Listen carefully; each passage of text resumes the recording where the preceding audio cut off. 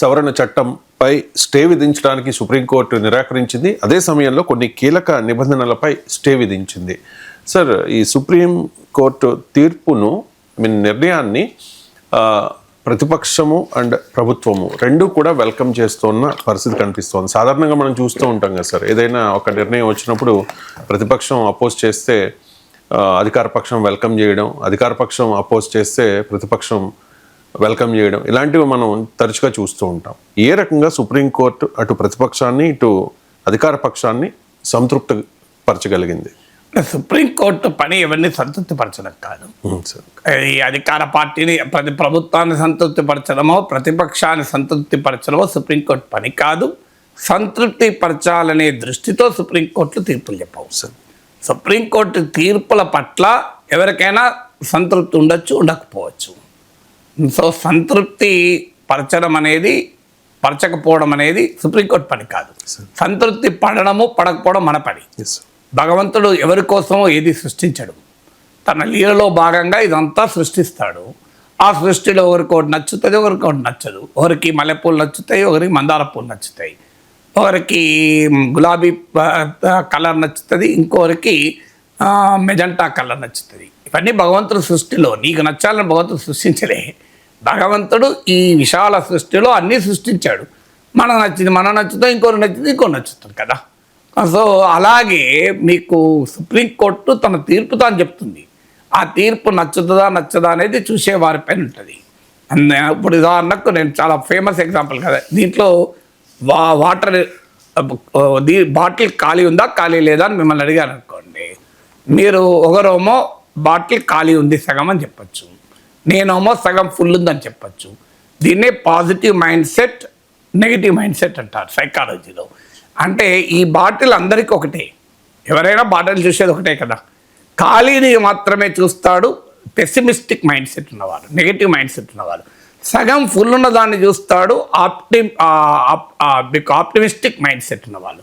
So అందువల్ల mind set అనేది ఒక కీలకం. ఇప్పుడు మీకు సైకాలజీలో fixed mind set, growth mind set అని ఉంటుంది. అంటే ఇది చేయలేదు నేను, ఇది కాదు, ఇది నాతో కాదు, ఇది సాధ్యం కాదనేది ఫిక్స్డ్ మైండ్ సెట్. చాలామందికి ఉంటుంది. గ్రోత్ మైండ్ సెట్ ఏంటంటే ఇది ఎందుకు కాదు, when someone else can do it why can't I.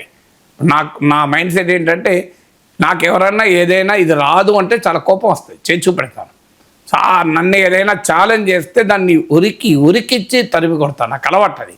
నేను ఇదొక ఎగ్జాంపుల్ కూడా చెప్పాను. ఫిజిక్స్ నాకు అసలే రాలే, ఫెయిల్ అవుతా అనుకున్నాను, స్టేట్ సెకండ్ వచ్చాను. సో ఎందుకంటే వెన్ సంథింగ్ ఛాలెంజెస్ మీ, నాకు ఎక్కడ లేని ఎమోషన్ వస్తుంది.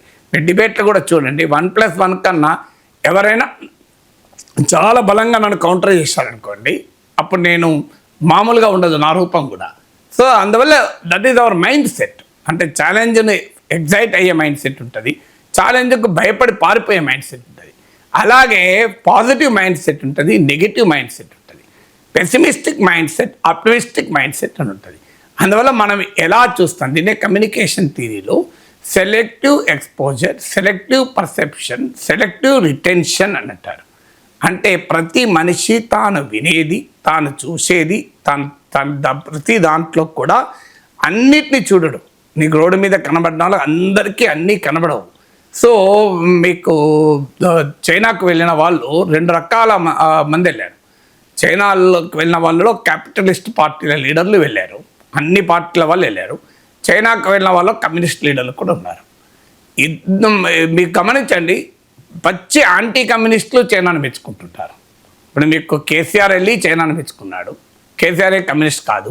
Jayaprakash Narayan very strong anti communist, సైద్ధాంతికంగా anti communist. He doesn't like left thinking. Jayaprakash Narayan చైనాను ఎప్పుడూ మెచ్చుకుంటుంటాడు. మీకు అదే సమయంలో కమ్యూనిస్టులు కూడా చైనాను మెచ్చుకుంటారు. తేడా ఏంటి? నాకు డౌట్ వచ్చింది, ఇదేంటి చైనా ఇద్దరిని ఎట్లా సంతృప్తిపరుస్తుంది? ఇక్కడ నుంచి వెళ్ళే వ్యాపారులు, పారిశ్రామికవేత్తలు, పెట్టుబడిదారులు కూడా చైనా చూసి ఆశ్చర్యపోతారు. నేను ఎన్నడూ చైనా పోలే, నాకు తెలియదు, కానీ అసలు కథలుగా చెప్తారు చైనాకు వెళ్ళొచ్చిన వాళ్ళు. అసలు ఏం ఇన్ఫ్రాస్ట్రక్చర్ అది, ఆ ఇన్ఫ్రాస్ట్రక్చర్తో పోలిస్తే మనం ఎక్కడ ఉంటాము, ఇంకెన్నో 50 ఏళ్ళకు కూడా మనం అంత స్థాయికి రాము అని అంటుంటారు. మరి అదే సమయంలో కమ్యూనిస్టులు పోయి చైనాను పొగుడుతూ వ్యాసాలు రాస్తారు. నాకు అర్థం కాలేదు ఈ చైనా అటు కమ్యూనిస్టులను ఇటు క్యాపిటలిస్టులను ఎలా సంతృప్తి పరుస్తుంది అని. నేను అప్పుడు చదివితే వాళ్ళ థియరీయే సోషలిస్ట్ మార్కెట్ ఎకానమీ, అంటే కమ్యూనిస్టులు అందులో సోషలిజాన్ని చూస్తున్నారు, capitalist parties, right wing parties, centrist parties అందులో ఉన్న మార్కెట్ ఎకానమీని చూస్తున్నారు. వాళ్ళు రెండింటినీ చూస్తున్నారు. అంటే ఉదాహరణకు మీకు ఇంకా సింపుల్గా అర్థం కావాలంటే, ఒక రాజకీయ పార్టీ నాయకుడు వెళ్ళి, క్యాపిటలిస్ట్ మైండ్ సెట్ ఉన్న రాజకీయ నాయకుడు వెళ్ళి చైనాలో రోడ్లు చూడాలవయ్యా అద్దాలాగా ఉంటాయి అన్నాడు. కమ్యూనిస్ట్ నాయకుడు వెళ్ళి చైనాలో రోడ్లు చూడండి అయ్యా ఒక్కరు కూడా చెప్పులు లేకుండా లేరు అన్నాడు. చూడండి ఎంత తేడాను.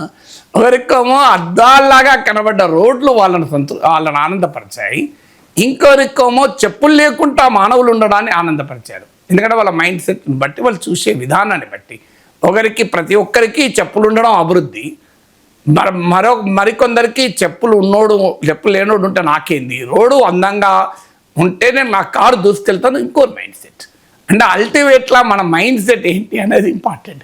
ఈ వక్ఫ్ అమెండ్మెంట్ యాక్ట్లో కూడా సుప్రీంకోర్టు ఇచ్చిన తీర్పులో డిఫరెంట్ మైండ్ సెట్కి ఉపయోగపడే ఉన్నాయి. అందువల్ల ఎవరికి వాళ్ళే తమను క్లెయిమ్ చేసుకుంటున్నారు. అంటే నేను సైకాలజీలో కన్ఫర్మేషన్ బయాస్, తన ఒపీనియనే కరెక్ట్ అని ఎదుటోడు చెప్పాలని ప్రతి ఒక్కరు కోరుకుంటాడు. ఇంకొకటి, ప్రజలకు పాలిటిక్స్ రీత్యా కూడా తనదే ఓడినా గెలవాలని చెప్పుకునే నేచర్ ఉంటుంది. అది రాజకీయ నాయకులకు ఎక్కువ ఉంటుంది, అందరికీ ఎక్కువ ఉంటుంది. మనుషుల్లో రాజకీయ నాయకులు మనుషుల్లోనే మనో మనుషులు కదా వాళ్ళకి ఎక్కువ ఉంటుంది. ఏంటది? మీకు ఇక్కడ ఉదాహరణకు ఛాలెంజ్ ఏంటి, ఈ కేసును ఛాలెంజ్ చేసిన ఆ ఎంఐఎం నాయకుడు అసదుద్దీన్ ఓవైసీ కానీ, ఆప్ ఎమ్మెల్యే అమానతుల్లా ఖాన్ కానీ, వివిధ సివిల్ రైట్స్ గ్రూప్స్ కానీ ఈ చట్టం మొత్తాన్ని రాజ్యాంగ విరుద్ధము అని ప్రకటించాలని కోరారు. That is the pray. Supreme న్యాయ భాషలో ప్రే అంటారు. What is the pray in this? Declare the entire Waqf amendment act of 2025 as ultra vires to the constitution. అంటే రాజ్యాంగ విరుద్ధం ప్రకటించబడింది. సుప్రీంకోర్టు దానికి నిరాకరించి ఏం చెప్పిందంటే, రేరెస్ట్ ఆఫ్ ద రేర్ సర్కమ్స్టెన్సెస్లోనే లెజిస్లేచర్ చేసే చట్టాలని కోర్టులు కొట్టివేయాలి. ఇది చీఫ్ జస్టిస్ గవాయ్ చెప్పిన ఒక మంచి సూత్రం, ఒక డెమోక్రటిక్ సూత్రం. నిజంగా చీఫ్ జస్టిస్ గవాయ్ని మెచ్చుకోవాలి. ఆయన ఇటీవల కాలంలో చేస్తున్న ప్రకటనలు కానీ, జడ్మెంట్లు కానీ న్యాయ వ్యవస్థ పైన గౌరవాన్ని, విశ్వాసాన్ని పెంచుతున్నాయి. సో ఆయన చాలా కరెక్ట్ పాయింట్ చెప్పాడు. ఎందుకంటే doctrine of separation of powers అని ఉంటుంది మన రాజ్యాంగంలో. ఇది బేసిక్ స్ట్రక్చర్ ఆఫ్ ద కాన్స్టిట్యూషన్లో కూడా భాగమని కేశవానంద భారతి కేసులో సుప్రీంకోర్టు తీర్పు చెప్పింది కూడా. So doctrine of separation of powers ఏంటంటే, ఎవరి పని వాళ్ళు చేయాలి. సో అన్ని పనులు ఒక్కడే చేయకూడదు. చట్టాలు చేయడం చట్టసభల పని, వాటి కొట్టివేయడం కోర్టుల పని కాదు. కోర్టుల పని ఏంటంటే ఆ చట్టాన్ని అనివార్యమైతే తప్ప కొట్టివేయాలి మొత్తం చట్టాన్ని. సో చట్టసభలు చట్టాలు చేస్తూ పోతుంటాయి, కోర్టులు కొట్టివేస్తూ పోతుంటే ప్రజాస్వామ్యం ఎట్లా నడుస్తుంది? సో అందువల్ల ఆ స్ఫూర్తితో సుప్రీంకోర్టు ఏమన్నదంటే, మేము మొత్తం చట్టాన్ని కొట్టివేయము. అది సుప్రీంకోర్టు చెప్పిన మొదటి అంశం. ఇది సహజంగానే ప్రభుత్వానికి విజయంలాగా కనబడుతుంది. ఎందుకంటే ప్రతిపక్షాలు కోరింది ఏంటి? మొత్తం చట్టాన్ని రాజ్యాంగ విరుద్ధమని చెప్పమన్నారు కదా, కోర్టు చెప్పలేదు కదా. కానీ అదే సమయంలో ప్రతిపక్షాలు, ఈ చట్టాన్ని వ్యతిరేకించిన ప్రతిపక్షాలకు కానీ, హక్కుల సంస్థలు కానీ, వాళ్ళందరూ కోరిన అనేక అంశాలపైన కోర్టు స్టే ఇచ్చింది. ఉదాహరణకు ఇందులో ఒక నిబంధన ఉంది, 5 ఏళ్ళు ముస్లింగా ప్రాక్టీస్ చేస్తున్నావు ఇస్లాంను అని నిరూపిస్తేనే వక్ఫ్ ప్రాపర్టీకి నీ ఆస్తిని వక్ఫ్కి ఇవ్వచ్చు. అంటే you should prove to be practising Islam. ఇది రాజ్యాంగ విరుద్ధము. ఎందుకంటే ఎలా ప్రూవ్ చేస్తావు? నేను ముస్లింలు 5 ఏళ్ళు కానీ ఇప్పుడు టీటీడీకి డొనేట్ చేయాలంటే, తిరుపతి హుండీలో ఏదైనా వెయ్యాలంటే నువ్వు 5 ఏళ్ళుగా హైందవాన్ని నమ్ముతున్నావు అని నిరూపించని అడుగుతారా? మరి హిందూ దేవాలయాలకు విరాళాలు ఇచ్చే వారికేమో ఈ నిబంధన లేదు. కానీ వక్ఫ్ తన ఆస్తి, తన సొంత ఆస్తి, తను ఏమైనా చేసుకోవచ్చు తన ఆస్తిని, అది ఇవ్వాలంటే మాత్రం నువ్వు ఇస్లాం ప్రాక్టీస్ చేస్తున్నావు అని నిబంధన ఎట్లా? దీన్ని మొత్తాన్ని కొట్టివేయాలి అని అడిగారు. దీన్ని మొత్తాన్ని కొట్టివేయలేదు. మొత్తాన్ని కొట్టివేయకుండా ఏమన్నదంటే, కొన్నిసార్లు ఇది మిస్యూజ్ కూడా చేసుకోవచ్చు. ఎవరైనా అప్పులు ఎగ్గొట్టడానికి, లేదు ఇంకా ఏదైనా కారణ రీత్యా ఇస్లాంకు కన్వర్ట్ అయ్యి ఆన్ పేపర్ కన్వర్ట్ అయ్యి తన ఆస్తిని వక్ఫ్కి ఇవ్వచ్చు. ఇలాంటివి కూడా జరగచ్చు అని. అందువల్ల ఈ దుర్వినియోగానికి అవకాశం ఉంది కనుక ఈ నిబంధనను మేము కొట్టివేయం అని వెంటనే ఇది ప్రభుత్వం ఏమన్నది, మా విజయం అన్నది. ఎందుకంటే నిబంధన కొట్టివేయలే కదా. కానీ అక్కడ మళ్ళీ కానీ అని ఉంది. Devil lies in the details అంటారు, దయ్యాలు వివరాల్లో ఉంటాయని. సో అక్కడ ఏమన్నది, కానీ మరి 5 ఏళ్ళుగా ముస్లిముగా ఇస్లాం ప్రాక్టీస్ చేస్తున్నామని ఏ బేసిస్ మీద నిర్ణయిస్తావు? వాట్ ఇస్ ద మెకానిజం అని అడిగింది. మెకానిజం లేదు. మెకానిజం లేనప్పుడు అది ఆర్బిట్రీనెస్ అవుతుంది. ఆర్బిట్రీనెస్ ఈజ్ అన్లాఫుల్. ఇది సుప్రీంకోర్టు జురిస్ప్రుడెన్స్ ఎస్టాబ్లిష్ చేసిన అంశం.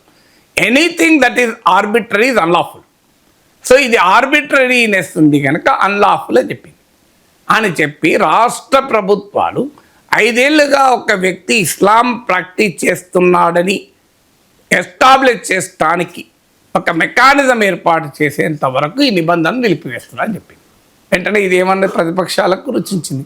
వాళ్ళు కోరింది అదే కదా, ఈ నిబంధన ఆగిపోవాలని. సో అందువల్ల సుప్రీంకోర్టు తీర్పులో ఉన్న వివరాల్ని ఒక్కొక్కరు ఒక్కో రకంగా దాన్ని తీసుకున్నారు. ఒక్కొక్కరు ఒక్కో రకంగా సెలెక్టివ్ ఎక్స్పోజర్, సెలెక్టివ్ పర్సెప్షన్ అని ముందు చెప్పాను చూడండి అది. సో ఇందులో ప్రతిదానికి అలాగే ఉంది. మీకు ఉదాహరణకు సిఇఓ, స్టేట్ వక్ఫ్ కౌన్సిల్ కానీ ఆల్ ఇండియా వక్ఫ్ కౌన్సిల్ కానీ సిఇఓ ముస్లిమేతరులైనా ఉండేలా ఈ నిబంధన ఉంది. సహజంగానే వ్యతిరేకించారు. ఎందుకంటే ఇప్పుడు టీటీడీ చైర్మన్ను హిందూవేత్తర్ను పెడతారా? పెట్టడం సాధ్యం కాదు కదా. మరి కానీ ప్రభుత్వ వాదన ఏంటి? వక్ఫ్ అనేది మతానికి సంబంధించింది కాదు, అది ప్రాపర్టీ, అది ప్రాపర్టీ అని. మరి టీటీడీ కూడా టీటీడీకి బడ్జెట్ ఉంటుంది, ఆస్తులు చూసేదే కదా. దేవుని చూసే దానికి ఆగమ శాస్త్రాలు ఉంటాయి, ఆగమ శాస్త్ర పండితులు ఉంటాయి. టీటీడీ పూజా విధానాన్ని నిర్ణయించదు. టీటీడీ దానికి ఆగమ శాస్త్ర మండలి ఉంటుంది, వాళ్ళు నిర్ణయిస్తారు. టీటీడీ నిర్వహించేది ఆస్తుల్ని. కానీ టీటీడీ చైర్మన్ను మనం హిందూవేత్తరుడు అని ఊహించగలమా?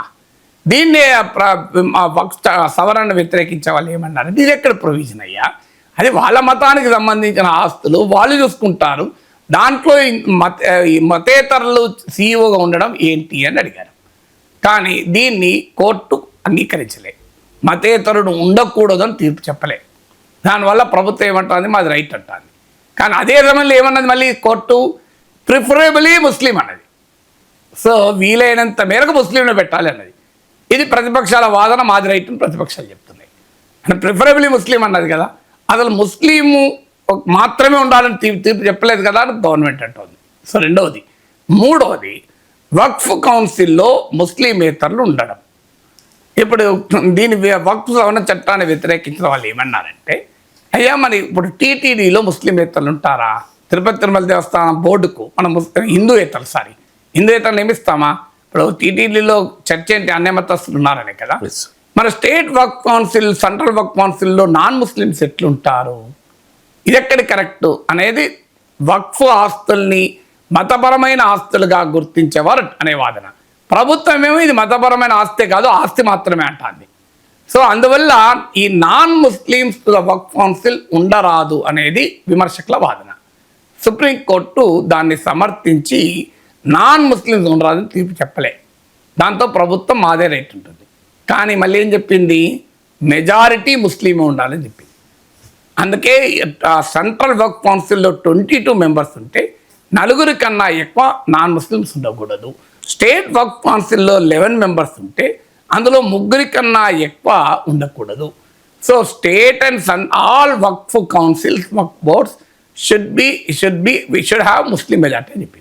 సో మేము చెప్పింది రైట్ అన్నారు కదా అని ప్రతిపక్షాలు చెప్తున్నాయి, సభ వ్యతిరేకించే వాళ్ళు చెప్తున్నారు. సో ఇలా ఎవరికి కావాల్సింది వాళ్ళు తీసుకుంటున్నారు.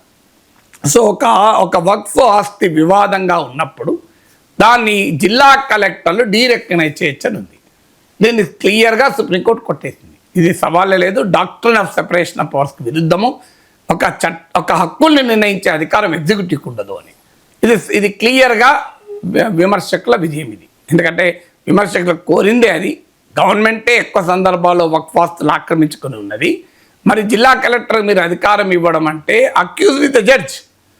సో మీరు నిందితులే న్యాయమూర్తి అవుతున్నాడు, ఇది ఎక్కడి ప్రిన్సిపల్ అని చెప్పింది. దానికి పూర్తిగా సుప్రీంకోర్టు అంగీకరించింది. ఇప్పుడు మీకు ఇన్ని ఉదాహరణలు చెప్పాను నేను. సుప్రీంకోర్టు తీర్పును లోతుగా చదివితే, నేను మొత్తం జడ్జిమెంట్ నేను చదివాను కనుక చెప్తున్నాను, ఆ తీర్పులో ఎవరికి కావలసిన అంశం వాళ్ళు తీసుకొని సో మాదే విజయం అని చెప్తున్నారు.